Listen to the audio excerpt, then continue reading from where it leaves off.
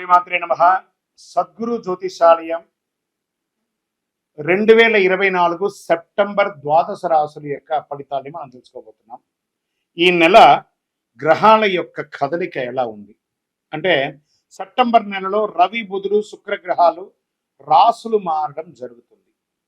రవి కన్యా రాశిలోను, బుధుడు సింహరాశిలోను, శుక్రుడు తులారాశిలోను సంచారం ప్రారంభించేస్తున్నారు. దీని ద్వారా ద్వాదశ రాశులకి ఎలా ఉండబోతుందో ఒక్కొక్క రాశిగా మనం విశ్లేషించుకుందాం. జ్యోతిషాస్త్రరీత్యా ద్వాదశ రాశుల్లో 9వ రాశి అయినటువంటి ధనుసు రాశి మిత్రులారా, మీరు మూలా నక్షత్రం 1, 2, 3, 4 పాదములు, పూర్వాషాఢ నక్షత్రం 1, 2, 3, 4 పాదములు, ఉత్తరాషాఢ నక్షత్రం మొదటి పాదానికి జన్మించిన మీరు ధనుసు రాశి వారిగా పరిగణించబడుతున్నారు. ఈ సెప్టెంబర్ నెల మీకు శుభాశుభ ఫలితాలు ఎలా ఉన్నాయి అంటే, సూర్యుడు 10వ ఇంట్లో తన సొంత రాశిలో బలంగా ఉన్నాడు. రాహు ఈ నెల 5వ ఇంట్లో, 11వ ఇంట్లో శుక్రుడు, బృహస్పతి 7వ ఇంట్లో ఉన్నాడు, శని 3వ ఇంట్లో తిరోగమనంగా ఉన్నాడు. మిశ్రమ ఫలితాలను ఇస్తున్నాడు. అవసరమైనటువంటి అనవసరమైనటువంటి గాసిప్స్ ఈ ధనుసు రాశి వారు ఈ నెల కొంచెం ఆపుకోవాలి. ఈ మధ్య చాలా బాగుంది, చాలా బాగుంది, చాలా బాగుంది అని చెప్పుకుంటూ వస్తున్నాను కదా, గ్రహాల యొక్క చేంజ్ వల్ల ఈ నెల కాస్త జాగ్రత్తగా ఉండక తప్పదు.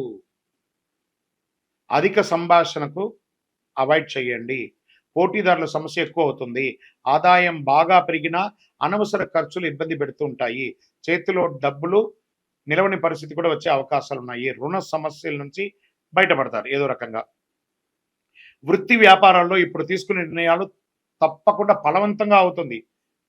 చిన్ననాటి మిత్రుడితో విందు వినోదాల్లో పాల్గొంటారు. ఆస్తి వివాదాల్లో చిక్కులు ఎదురయ్యే అవకాశాలు ఎక్కువ ఉన్నాయి. నిరుద్యోగులకి సొంత ఊరిలోనే ఉద్యోగాలు వచ్చే అవకాశాలు ఉన్నాయి. ఆర్థిక ప్రయత్నాలు కొంత కలిసి వచ్చినా కొంచెం ఇబ్బంది పెట్టే అవకాశాలు కూడా ఉన్నాయి. విదేశాల నుంచి ఆశించిన ఉద్యోగాలు, H1 వీసాలు కానీ లేదా గ్రీన్ కార్డుకి సంబంధించి కానీ కొంచెం మిశ్రమంగా ఉంది. ఆర్థిక పరిస్థితి 2 పెరిగే అవకాశాలు ఉన్నాయి. వ్యాపారం డెబిట్ మరియు క్రెడిట్ ఈక్వల్గా ఉంటుంది. పోటీదారుల నుంచి పోటీ వస్తుంది. ఉద్యోగుల కార్యాలయంలో పని భారం పెరుగుతుంది.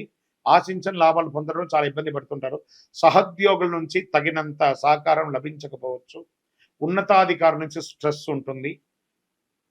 వస్త్రాభరణాలు కొనేవాళ్ళు కాస్త ఆలస్యంగా కొనండి మాస ద్వితీయంలో. కొత్త వాహనం కొనాలనుకునే కోరికను కాస్త పోస్ట్పోన్ చేయండి. ఈ నెల కాస్త ఆరోగ్యం పట్ల శ్రద్ధ వహించాలి. ఈ నెల ఆఖరికి వచ్చేటప్పటికి మీ పేరు మీద ఉన్న ఒక అపవాదు కూడా తొలగిపోతుంది. కోర్టు కేసు ఏమైనా ఉంటే మాస ద్వితీయంలో దిగ్విజయమయ్యే అవకాశాలు కనబడుతున్నాయి.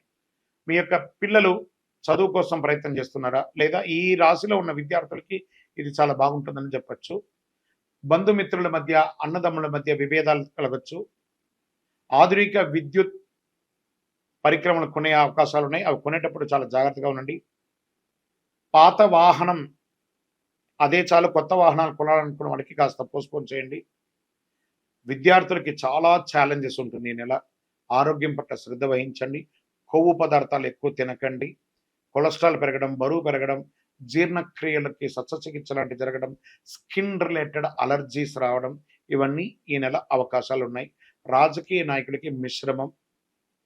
కాలమే సమాధానం చెప్తుందని సైలెంట్గా ఉండాలి. దస్తావేజులని జాగ్రత్త.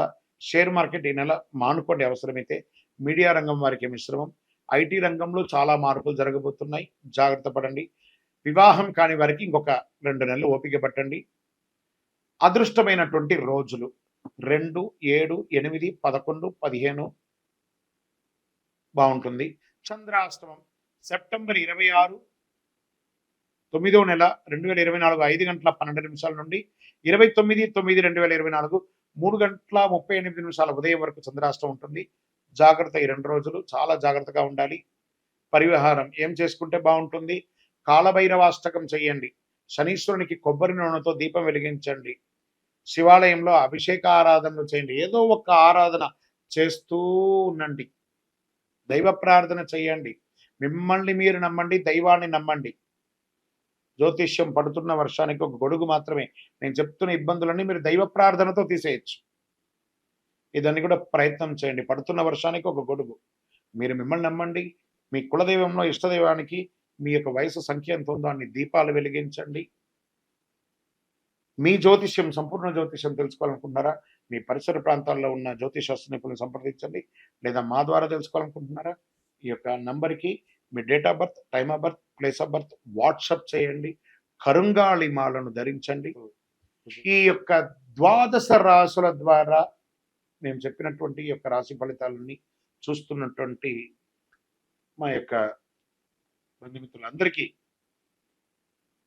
నమస్సుమాంజలులు. మీరందరూ కూడా ఆయుర ఆరోగ్య ఐశ్వర్య భోగభాగ్యాలతో ఉండాలని అఖిలాండ కోటి బ్రహ్మాండ నాయకుడు శ్రీ ధర్మశాస్త్ర అయ్యప్ప స్వామి వారిని ప్రార్థన చేసుకుంటున్నాం. తిరుపతిలో అయ్యప్ప స్వామి వారి 18 అవతారాల దేవాలయాన్ని బ్రహ్మశ్రీ డాక్టర్ చంద్రమౌళి గురుస్వామి గారు నిర్మించారు. మీకోసమే మీరు తిరుపతికి వచ్చినప్పుడు కపిలి తీర్థానికి దగ్గరలో జీవకోన అనే ప్రాంతంలో ఈ దేవాలయం నిర్మించాం.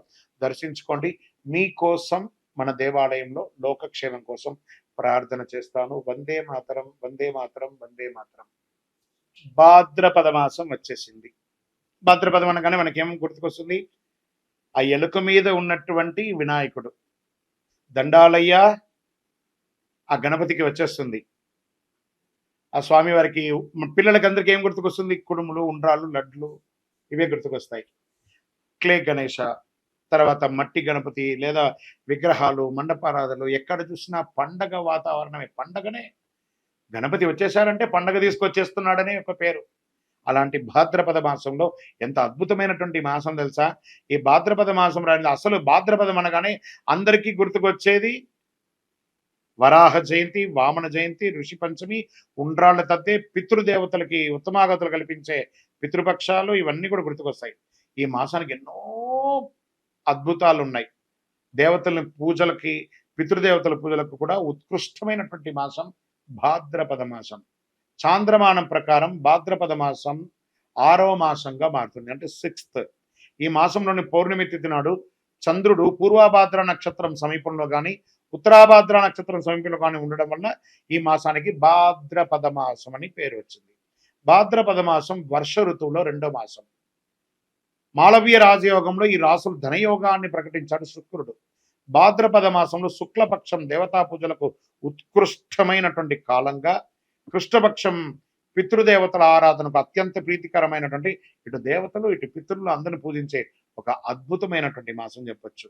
దుష్ట శిక్షణ, శిష్టరక్షణ కొరకు శ్రీ మహావిష్ణు దశావతారాలు ధరించినట్టు అందరికీ తెలిసిన విషయమే. అందులో అట్టి దశావతారంలో 3వ అవతారమైనటువంటి వరాహ అవతారాన్ని శ్రీమన్నారాయణుడు భాద్రపద మాసంలో దుష్ట శిక్షణ కోసం తీసుకొచ్చారు. ఇంత అద్భుతమైనటువంటి మాసం. పితృలు, పితృలు అంటే తల్లిదండ్రులు మాత్రమే కాదండి, వారి పితృలు మనకి ఎంతో కాలం నుంచి వచ్చినట్టు తాత ముత్తాతలు, వాళ్ళందరూ కూడా పితృలే అనమాట. 15 రోజులు శుభ కార్యక్రమాలు, పండగలు, పబ్బాలు, ఆర్భాటం. దాని తర్వాత మహాలయ పక్షం, పితృలు, ఇవన్నీ చేస్తున్నాను చూస్తారా. అందుకే ఈ యొక్క భాద్రపద మాసానికి చాలా ఉన్నతమైనటువంటి ఒక పేరుంది. ఈ నెలలో ముహూర్తాలు ఉండవు, కానీ పూజలు ఉంటాయి. విజయోస్తు.